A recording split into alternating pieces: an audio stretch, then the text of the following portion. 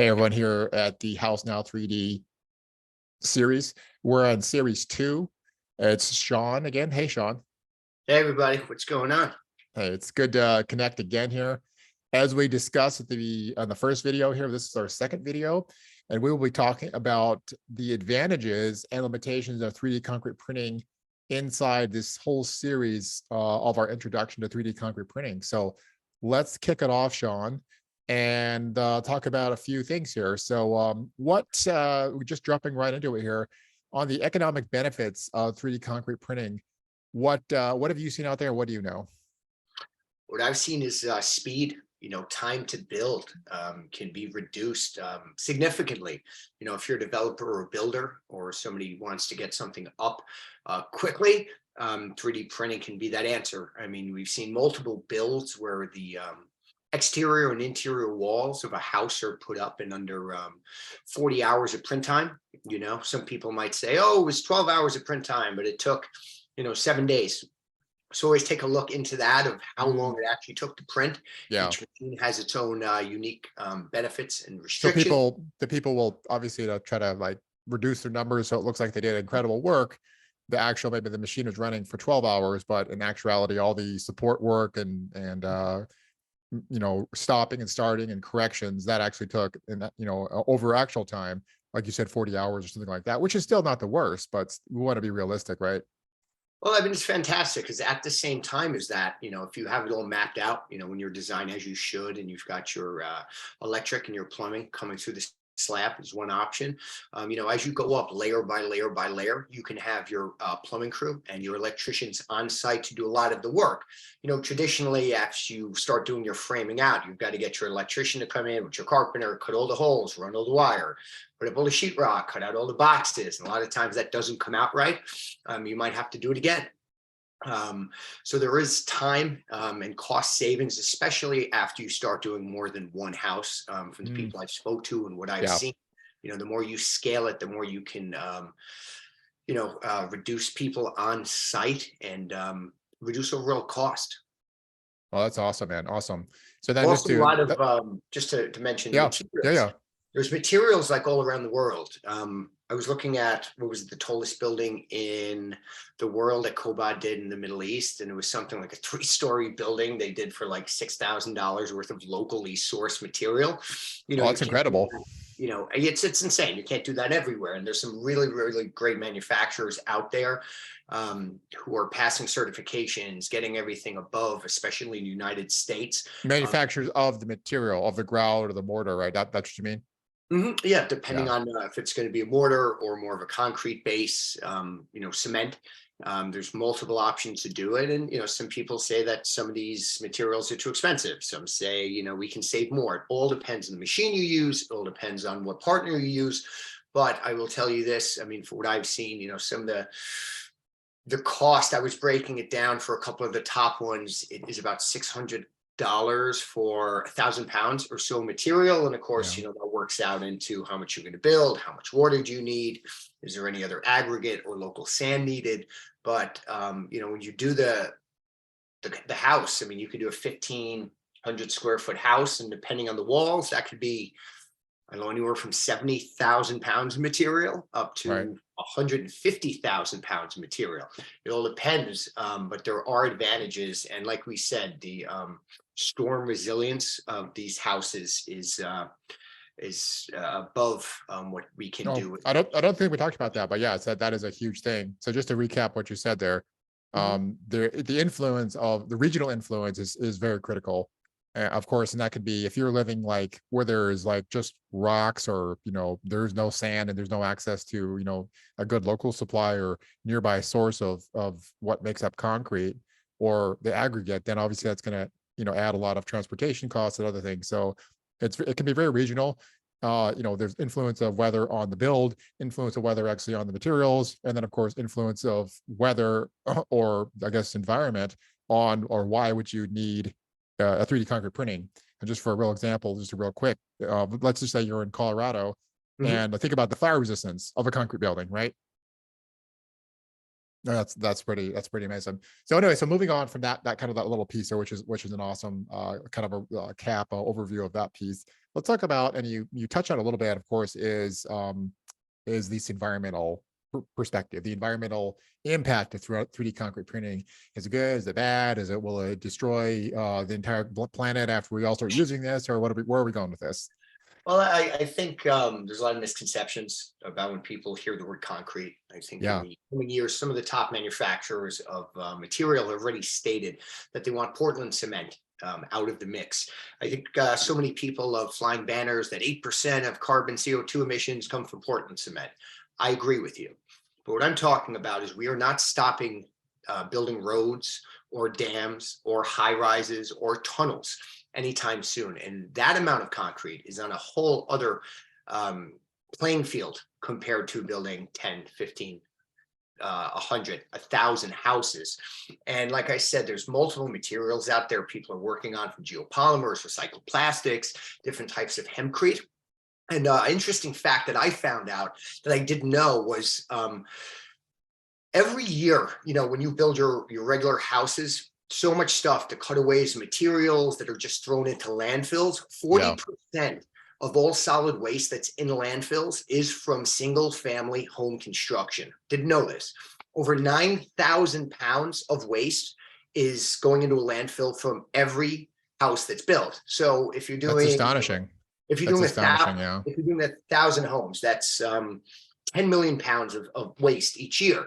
So by 3D printing and reducing that waste, some estimates are over 70% less material being used. Some people state higher. But also on top of that, think of the very high-end diesel trucks that would have to take your 20 or 40-foot container 10 miles, to get it to a landfill, 20 miles to get it to Yeah. a And landfill. then of course, when you brought it in, you brought in all this extra stuff that Mhm. you cut out or threw away or scrap. And then you completely you chop it up, whatever, and then you load it into another truck and then you haul it to a landfill, right? Yeah, and they were saying the 1.5 million single family homes. So they gave the estimate that's 13 billion pounds of landfill waste and 100,000 tons of CO2 just from the trucks bringing it back and forth. Yeah. So, we have to look at this for multiple ways. And also, Yeah. when you're talking about the environment, you have to say, okay, can you get these houses to be platinum LEED certified? Can you find a way to reduce the energy use on the grid, or implement, some type of solar or wind to it? Because, if it's going to cost less over 30 years to heat and cool the house, you're at an advantage right there for the environment. And just, planning different things, from water runoff, great water collections. Also, I have a great idea when I build these homes in time. My plan is to plant 1,000 trees for every house we build. Wow. So anyone that wants to speak about CO2 emission or Portland cement, for now, we're going to offset it multiple times over. If you were to build, I don't know, 1,000 houses, that'd be 1 million trees. Yeah. Think if every home builder in the United States, when they built a home, they said there's 1,000 trees going up, and you can work with great people at one tree planted. It's $1 for one tree planted. That's it.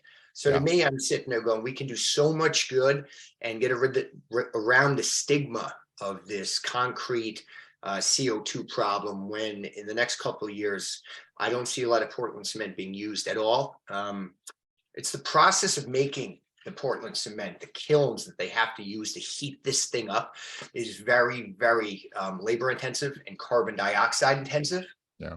So Energy. I'd say it's energy intensive, but yes, both of those things. yeah, Yeah. and I was looking into a great company. They were actually using, they were trapping solar power, and then they were heating up the kilns using that energy. Yeah. So in time, I think there will be leaps and bounds in the production of cementous materials, and I look forward to learning all I can about it. Awesome, man.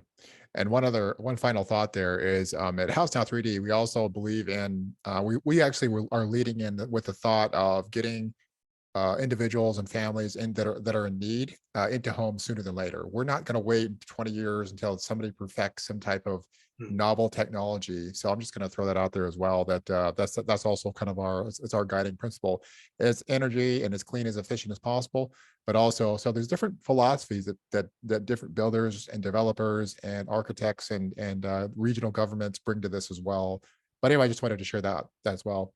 So kind of wrapping this up as we turn to look at the final topic here on the technical challenges and limitations of 3D concrete printing. We probably have touched a bit on the edges of some of those things, but give us share some of the things you've seen on around the country on different job sites that you've either visited or have talked to other people that have been involved with those projects. I mean, these machines, I believe, are in their infancy. Like any other technology, they're just going to continue to get better. You know, So so like the machines that are, so we're talking just for the audience. So we're talking like the machines they set up to build a home. Is that correct? yeah, and there's multiple ways to do it. You can have foundational bases with the gantry system. You can have a gantry system that kind of rolls on tracks. You can have smaller printers that can actually crawl in, and you don't need cranes to set it up. Um, you know, there's, I wouldn't say advantages and disadvantages to any machine. They're just unique tools. And, you know, depending on your situation, you know, it's going to be very hard to get a giant gantry system into, say, a bunch of row houses in Philadelphia or in Brooklyn. You know, you might need a different application for that. Some other people like doing it offsite, bringing it on site and putting it together like Legos. So I'm just excited to see the hurdles that are being found by building more. And that's the only way people are going to learn and advance and say, hey, let's try it another way, is by, you know, constructing these things above and beyond what's possible and really pushing the envelope to see the next iteration. I mean, as you guys know, with technology, I'm sure you all played the original Nintendo compared to PlayStation 5. It's just another advancement of exponential technology, and who knows how far it can go in time. That's amazing, man. So that was somewhat focused on the machine. What about actually is that kind of our final segment here within the technical challenge and limitations of it? Talk to us about the impact of weather and you could even say climate. Let's just go with weather. So let's just say it's maybe it's something people have thought about or haven't, but anyway, it's an important point to bring up. Let's just say it's pouring rain or it's 150 degrees. That's too hot. 120 degrees and you know, this Saudi Arabia or something like that. What are some challenges there? Like we know like weather is extreme here. Like can you just print anytime, just like and go out there and just turn it on, or lay it out for us there? Well, speaking to one of the engineers who did a Habitat for Humanity home out in Arizona. Arizona, okay. Harry did that with a Cobalt machine. That temperature was up at 115 degrees during the day. I believe a couple other companies are out in that area, Diamond Age as well. You've really got to plan this out, work it out. There's challenges to it. I've heard heard sometimes they're doing it at night. Sometimes they're making tents. Is that what are some things you've heard Some that people want it overcome totally those things? covered, Yeah. 100%. Some people want to do it totally covered. I believe Opuscore, when they did the area, as of now, it's still the world's largest 3D printed building. They did most of it at night just because of the heat and the challenges. Uh, Yes.